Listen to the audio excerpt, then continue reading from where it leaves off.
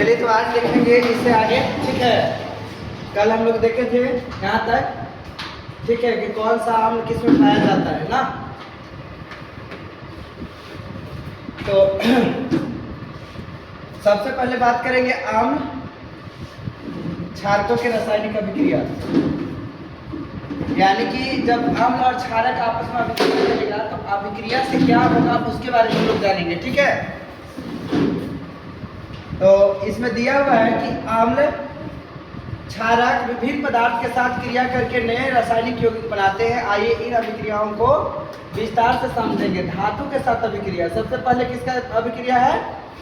धातु के साथ अभिक्रिया। तो अम्ल धातु के साथ अभिक्रिया करता है तो क्या होता है? तो जब अम्ल किसी सक्रिय धातु के साथ अभिक्रिया करता है तो उससे संबंधित लवण बनते हैं और साथ में क्या निकलता है? Hydrogen gas. जैसे देखिए यहाँ पर बात करेंगे कि ये धातु है, तो धातु में हम लोग Zn ले सकते हैं, Na ले सकते हैं, K ले सकते हैं, Cl ले सकते हैं। ये सब क्या है? धातु है। इसके अलावा भी और धातु है, ठीक है। और अम्ल का बात करेंगे तो अम्ल में हो जाएगा HCl, H2SO4, HNO3, CH3COOH, ये सब क्या है? अम्ल है। तो अम्ल को जब धातु के साथ अभिक्रिया कराएंगे तो अभिक्रिया के फलस्वरूप क्या बनेगा? एक लवण बनेगा और साथ में हाइड्रोजन गैस मिलेगा, ठीक है।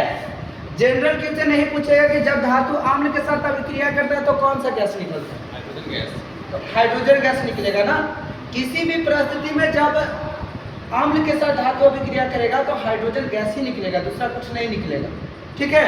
तो यहाँ पर देखिए कि जैसे Zn H2SO4 के साथ करता है, यानी सल्फ्यूरिक अम्ल, इसको हम लोग अम्लराज भी बोलते हैं ना। सल्फ्यूरिक अम्ल को क्या बोलते हैं? अम्लराज। इसके साथ अभिक्रिया करता है तो Zn के साथ SO4 जुड़ता है, यहाँ बन जाता है ZnSO4। ये क्या हो गया? तो ये लवण है और साथ में कौन सा गैस निकला? Hydrogen gas. इसी तरह से HCl क्या है? अम्ल है। HCl क्या है? अम्ल है। इस अम्ल के साथ जब मैग्नीशियम धातु कर रहा है यानी Mg अभिक्रिया कर रहा है तो बन रहा है MgCl2। ये क्या हो गया? लवण हो गया और साथ में निकल रहा है हाइड्रोजन गैस। इसके अलावा और देख सकते हैं, जैसे मान ले ये क्या है? पोटेशियम। पोटेशियम धातु है, जब ये अभिक्रिया करेगा HCl के साथ, HCl क्या हो गया? अम्ल है। जब अभिक्रिया करेगा तो बनेगा यहाँ पर KCl प्लस H2 गैस निकलेगा। इसी प्रकार से अगर कैल्शियम के साथ कराएंगे तो Ca अब H2SO4 के साथ अभिक्रिया करेगा तो बनेगा यहाँ पर CaSO4 प्लस H2, यहाँ भी हाइड्रोजन गैस निकलेगा। यानी किसी भी परिस्थिति में इसका मुख्य कारण ये है कि कोई भी अगर अम्ल मिलाते हैं तो हाइड्रोजन गैस निकलेगा। हाँ, यानी धातु के साथ कुछ भी अम्ल मिला दे, कोई भी नींबू का रस भी डालेंगे तो हाइड्रोजन गैस निकलेगा, ठीक है। क्लियर हो गया?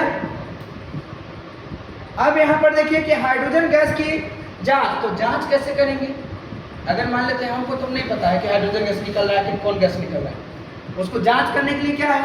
जब जलती हुई मोमबत्ती को, मोमबत्ती जलती हुई रहेगा, जलती हुई मोमबत्ती को उत्सर्जित गैस के पास लाया जाएगा तो पॉप पॉप ध्वनि यानी कि थोड़ा सा फट के ध्वनि के साथ जलेगा, ठीक है। जब फट के ध्वनि के साथ जलेगा तो हम लोग समझेंगे हाइड्रोजन गैस। अब फट ध्वनि के साथ नहीं जलेगा तो हम लोग समझेंगे हाइड्रोजन गैस है। जैसे अब क्या होता है कि कुछ ऐसा होता है, जैसे कार्बन डाइऑक्साइड निकलेगा तो मोमबत्ती को बुझा देगा, ठीक है। अगर मोमबत्ती बुझा जाता तो हम लोग जानेंगे कार्बन डाइऑक्साइड निकल रहा है, लेकिन मोमबत्ती फट ध्वनि के साथ जलेगा तो हम लोग समझेंगे कि कौन सा गैस निकल रहा है? हाइड्रोजन गैस निकल रहा है। अब आगे देखिए, क्षारक के साथ धातु की अभिक्रिया। अब किसके साथ करेगा? तो क्षारक के साथ जब धातु अभिक्रिया करेगा तो क्या होगा? तो धातु हो गया। धातु में हम अभी बताएं कि Zn ले सकते हैं, पोटेशियम ले सकते हैं, सोडियम ले सकते हैं, मैंने वही धातु ले लेना है। अब धातु के साथ जब अभिक्रिया करता है तो यहाँ पे क्या बनता है? ये लवण बन जाएगा और ये साथ में निकलेगा चीज हाइड्रोजन गैस। सेम चीज हो रहा है, हाँ, ज्यादा कुछ चेंज नहीं है। ये मिला धातु में या क्षारीय धातु में, हाँ, कैसे निकलेगा? अम्ल को भी अभिक्रिया कराएंगे धातु के साथ तो भी हाइड्रोजन गैस निकलेगा, क्षार को भी कराएंगे तो भी हाइड्रोजन गैस ही निकलेगा, साथ में एगो लवण निकलेगा। तो कुछ में रहता है ना, मिलाया है उसको। अब देखिए कार्बोनेट, कार्बोनेट किसको कहेंगे? तो कहीं भी देखिए, याद रखिए कार्बोनेट, कहीं भी CO3 रहेगा एक कार्बोनेट है। यानी कार्बन की मात्रा ज़्यादा हो सकती है। नहीं, कार्बन 3 हुआ इसलिए कार्बोनेट बोलेंगे। अगर 2 रहेगा तो कार्बन डाइऑक्साइड। इसमें तो कार्बन हो गया और ऑक्सीजन भी हो गया, तो साथ में। हाँ, जैसे यहाँ पर देखिए कार्बन ऐसे रहेगा ना CO, तो इसको बोलेंगे कार्बन मोनोऑक्साइड। हाँ। जी। लेकिन अगर यहाँ CO2 रहेगा तो इसको बोलेंगे कार्बन डाइऑक्साइड। इसी तरह से हो गया डाइऑक्साइड, इसको बोलेंगे, ठीक है। अगर CO3 रहेगा तो उसको बोलेंगे कार्बन मोनोऑक्साइड। तो यहाँ पर बोला है कि धातु कार्बोनेट, धातु कार्बोनेट यानी कौन कार्बोनेट? धातु का कार्बोनेट होगा। जैसे मान लेते हैं कि यहाँ पर K2CO3, ये धातु कार्बोनेट हो गया। धातु कार्बोनेट क्यों कहला रहा है? तो यहाँ पर पोटेशियम लग गया है। पोटेशियम क्या है? धातु है, इसलिए इसका नाम रख दिया क्या चीज? धातु कार्बोनेट। अगर यहाँ पर कैल्शियम CO3 रहता तो इसको भी बोलेंगे धातु कार्बोनेट, ठीक है। तो यहाँ पर बोला गया है कि जब अम्ल के साथ क्रिया करता है तो यहाँ पर देखिए सभी धातु कार्बोनेट हाइड्रोजन कार्बोनेट अम्ल के साथ अभिक्रिया करके लवण और जल बनाते हैं। क्या बनाते हैं? लवण और जल, और साथ में निकलता है क्या चीज? Carbon dioxide gas. जैसे यहाँ पर देखिए कि Na2CO3, ये क्या हो गया? धातु कार्बोनेट है। इसका अभिक्रिया करा दीजिए, मान लेते हैं H2SO4 के साथ। किसके साथ करा दिए? H2SO4 के साथ। H2SO4 क्या है? अम्ल है ना। तो यहाँ पर बन जाएगा क्या चीज? Hydrogen gas. Na2SO4, साथ में यहाँ निकलेगा H2S यानी हाइड्रोजन गैस, साथ में निकलेगा कार्बन डाइऑक्साइड, यानी 2 को गैस निकलेगा इसमें। साथ में देखिए यहाँ पर जब अभिक्रिया कराए ना Na2CO3, अब इसको कराए H2SO4 के साथ, तो यहाँ पर एक हाइड्रोजन बचले ना है, तो यहाँ जल बना देगा। क्या बनाएगा? जल, यानी H2O बन जाएगा, ठीक है। यानी जब भी धातु कार्बोनेट को अम्ल के साथ अभिक्रिया कराएंगे तो क्या क्या निकलेगा? एक लवण बनेगा, एक साथ में जल निकलेगा और एक कार्बन डाइऑक्साइड। इसको पास अगर मोमबत्ती लाएंगे ना तो मोमबत्ती क्या हो जाएगा? बुझा जाएगा, ठीक है। जैसे यहाँ देखिए और कुछ एग्जांपल दिया हुआ है कि धातु कार्बोनेट हाइड्रोजन कार्बोनेट अम्ल के साथ अभिक्रिया कर रहा है। जैसे देखिए धातु हाइड्रोजन कार्बन, ये हाइड्रोजन कार्बोनेट है। हाइड्रोजन कार्बोनेट इसको क्यों कहा जा रहा है? क्योंकि यहाँ तो धातु लगल है, वो सोडियम, साथ में वो हाइड्रोजन लग गया है, इसलिए हाइड्रोजन को हाइड्रोजन बोला जा रहा है, और एक कार्बोनेट है, इसीलिए इसका नाम रख दिया धातु हाइड्रोजन कार्बोनेट। इसका केमिकल नेम है, इसका रासायनिक नाम हम लोग बोल सकते हैं। जब धातु कार्बोनेट को अम्ल के साथ अभिक्रिया कराएंगे तो भी वही होगा, लवण निकलेगा, जल निकलेगा और कार्बन डाइऑक्साइड निकलेगा। अब देखिए इसका जांच के भी विधि दिया हुआ है कि CO2 गैस की जांच। तो जांच करेंगे, इस गैस को चूने की पानी में प्रवाहित करने पर चूना का पानी दुधिया हो जाएगा। जब चूना के पानी में इसको प्रवाहित करेंगे तो चूना का पानी कैसा हो जाएगा? दुधिया हो जाएगा, दूध जैसा हो जाएगा, ठीक है। यानी कार्बन डाइऑक्साइड गैस की जांच करने के लिए इस गैस को चूने के पानी में पूछ देगा कि जब चूने के पानी में किसी गैस को प्रवाहित किया जाता है तो उसका कलर दुधिया हो जाता है, तो ये किस गैस के कारण होता है? तो कार्बन डाइऑक्साइड के कारण होता है। चूने के पानी में अगर गैस को प्रवाहित करेंगे और पानी कैसा हो जाएगा? दुधिया हो जाएगा, तो हम लोग समझेंगे किसके कारण हुआ? कार्बन डाइऑक्साइड के कारण, ठीक है। देखिए यहाँ पर ये क्या है? चूना। चूना कौन चूना है? तो ये बुझा हुआ चूना है, CaOH2 ना। हाँ, Ca*OH का हॉल 2, बुझा हुआ चूना, और एक होता है बिना बुझा हुआ चूना।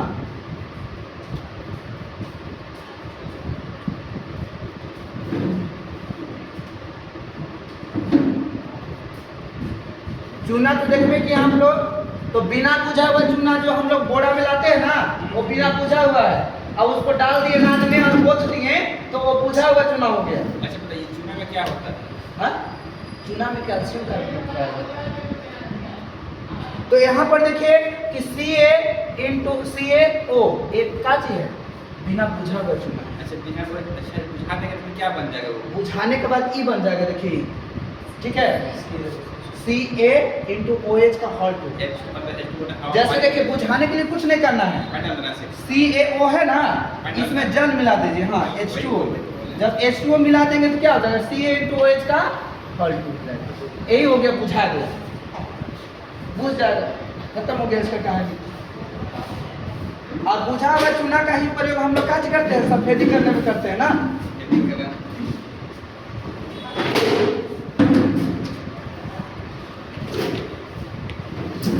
आगे देखिए आम्ल क्षार के परस्पर अभिक्रिया। जब आम्ल और क्षार आपस में अभिक्रिया करेगा तो क्या होगा,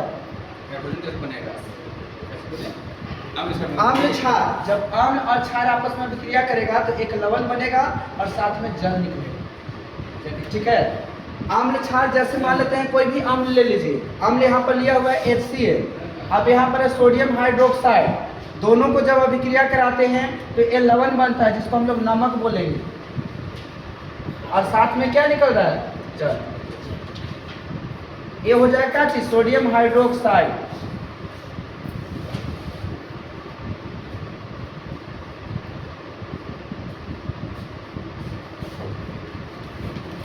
और ये हो जाएगा हाइड्रोक्लोरिक अम्ल।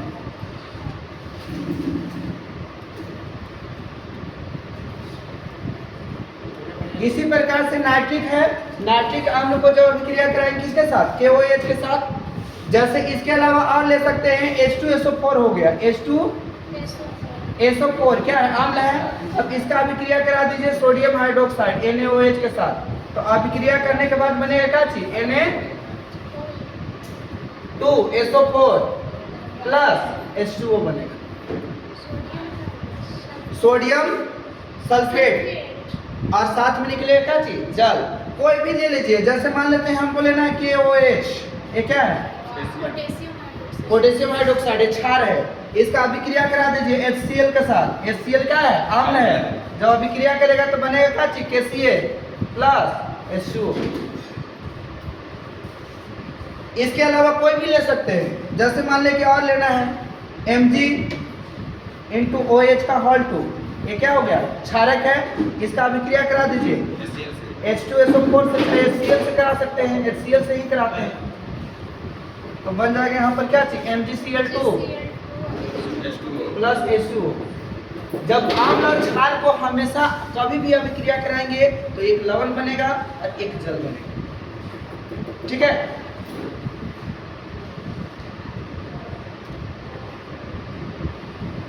अब देखिए धात्विक ऑक्साइडों के अम्लों के साथ अभिक्रिया। जब धात्विक ऑक्साइड अम्ल के साथ अभिक्रिया करेगा तो क्या होगा, तो धात्विक ऑक्साइड में हम लोग देखेंगे जैसे कि धातु के ऑक्साइड अम्ल के साथ क्रिया करके लवण और जल बनाते हैं, लवण बनाएगा और जल। चूंकि यह अभिक्रिया उदासीनीकरण है, इसे सिद्ध होता है कि धात्विक ऑक्साइडों का प्रकृति क्या होता है, क्षारीय होता है। क्वेश्चन पूछेगा कि धात्विक ऑक्साइड कैसा होता है, अम्लीय होता है, क्षारीय होता है, उदासीन होता है। तो जितने भी धात्विक ऑक्साइड हैं वो क्या होते हैं, क्षारीय होते हैं। अब देखिए यहाँ पर धातु ऑक्साइड कोई भी ले सकते हैं, जैसे मान लेते हैं कि K2O हो जाएगा, K2O ये धात्विक ऑक्साइड है। अब ये धात्विक ऑक्साइड हो गया, इसका अभिक्रिया मान लेते हैं किसी के साथ करा दीजिए कि HCl के साथ करा दीजिए, तो यहाँ पर क्या बनेगा, KCl, ठीक है, और साथ में निकलेगा H2O। धात्विक ऑक्साइड कोई भी बताइए, जैसे मान इसमें यही करना है, इसमें पानी को अलग कर देना है और जल को अलग कर देना है। नहीं, ये बहुत जटिल रिएक्शन है, रिएक्शन इतना जटिल है ना। जैसे देखिए यहाँ पर 2 क्यों लिखा गया, दो वो चीज है, इसका मतलब 2 गो है, तो 2 गो क्या क्यों लिखना पड़ा, ठीक है। हम सिंगल भी तो लिख सकते हैं, जैसे Mg लिखेंगे तो MgO लिखते हैं, ठीक है। MgO ये क्या हो गया, मैग्नीशियम ऑक्साइड, इसका अभिक्रिया करा दीजिए H2SO4, क्या है, सल्फ्यूरिक अम्ल। इसके साथ जब अभिक्रिया कराएंगे तो क्या बनेगा, MgSO4 प्लस H2। इसको हम बता रहे हैं। ठीक है, यहाँ पर यही समझना है। तो वही चीज़ मैं बोल रहा हूँ, इसमें खाली जल को अलग खाली कर देना है। हाँ नहीं नहीं, जल को अलग नहीं, जैसे अभिक्रिया जब भी करेगा ना ये जल तो नहीं करेगा। हाँ संतुलित भी होना चाहिए, बैलेंस भी होना चाहिए। ठीक है, दूसरा के जैसे हम यहाँ पर देखिए, अब यहाँ पर समझने वाला चीज़ है कि यहाँ 2 लिखे, यहाँ 2 क्यों नहीं लिखे, एक प्रकार का प्रश्न है। सिंगल का डबल। ठीक है, तो हम ऐसा इसलिए करते हैं ना, देखिए पोटेशियम का क्या है, पोटेशियम का जब परमाणु संख्या की बात करेंगे तो 19 होता है। ठीक है, इसका विन्यास करेंगे KLMN में। ठीक है, इसका एक फार्मूला होता है 2 × n का स्क्वायर, 2 × n का स्क्वायर या 2n स्क्वायर भी बोलते हैं। तो अगर n का वैल्यू 1 रखेंगे तो इस k का प्राप्त होता है मान, अगर इसका 2 रखेंगे तो इसका मान प्राप्त होगा, इसका 3 रखेंगे तो इसका मान प्राप्त होगा, 4 रखेंगे तो इसका प्राप्त होगा। ठीक है, अब यहाँ पर इसका विन्यास करते हैं तो यहाँ 19 है तो यहाँ 2 इलेक्ट्रॉन जाएगा, फिर यहाँ 8 इलेक्ट्रॉन जाएगा, 8 2 कितना हो गया 10। इसका कैपेसिटी कितना 18 है, लेकिन 18 इलेक्ट्रॉन तो नहीं ना बचा है, अभी 9 बचा है, तो कितना जाएगा 8 इलेक्ट्रॉन जाएगा, कम से कम यहाँ 8 जाएगा। ठीक है, और ज़्यादा से ज़्यादा 18, एक बचे से कहाँ चल जाएगा, यहाँ चल जाएगा। ठीक है, यहाँ 8 इलेक्ट्रॉन भी रह सकता है, 18 भी रह सकता है।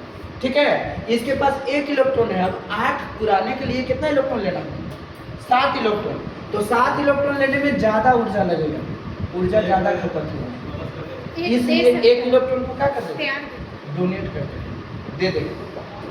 ठीक है, अब ए को देने वाला है। अब ऑक्सीजन का बात करें तो ऑक्सीजन के कितना होता है परमाणु संख्या 8 होता है, विन्यास करेंगे तो 2 और 6 आएगा। अब इसको 8 होने के लिए कितना इलेक्ट्रॉन चाहिए, 2 इलेक्ट्रॉन चाहिए। अब दोनों पार्टनर कर रहे हैं यहाँ पर K और O, इसके पास 2 कमी है, इसके पास पहले से 6 गो है और इसके पास 1 देना है। ठीक है, जब ये जाता है तो ये क्या कहता है कि हम देंगे, लेकिन जब भी देंगे तो 1 ही को देंगे। ठीक है, लेकिन ऑक्सीजन कहता है कि हमको क्या चाहिए, 2 को चाहिए। तो उस स्थिति में ये पोटेशियम जो है अकेले नहीं दे पाता, तो एक और पोटेशियम को बुला लेते हैं, कहता है कि हम लोग जब भी देंगे तो 1 ही को देंगे और हम लोग 2 को मिल के 1 को दे देंगे। ठीक है, इसलिए यहाँ पर K2 लिखा है, क्योंकि 2 को मिल के दिया और ये अकेले लिया, इसलिए अकेले रहे। ठीक है, Mg के साथ भी वही है, इसके पास 2 को है, इसका संयोजकता कितना है 2 है। अब मैग्नीशियम का 2 संयोजकता, जिसके पास ऑटोमेटिक 2 है, ऑक्सीजन को पहले से 2 चाहिए तो अकेले दे देते हैं। हाँ, यही बॉन्ड बनता है और ये दोनों के बीच जो बॉन्ड बनेगा वो आयनिक बॉन्ड बनेगा, क्योंकि आयन केवल देने का काम हो रहा है और एक लेने का काम कर रहा है। जब एक लेने का काम करेगा तो उसको हम लोग आयनिक बॉन्ड बोलते हैं, और जब दे रहा है और ले रहा है तो उसको सहयोजी आवरण बोलते हैं, सहसहयोजी आवरण। तो इस प्रकार से अभिक्रिया होगा। ठीक है,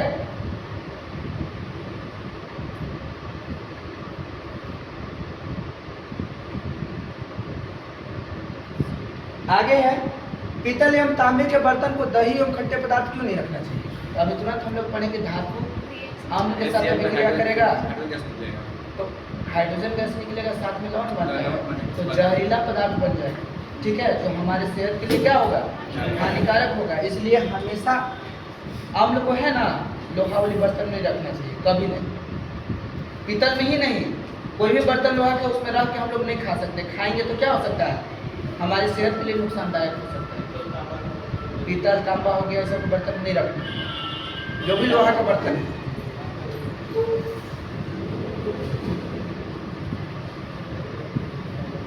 अब इसको छोड़ देते हैं।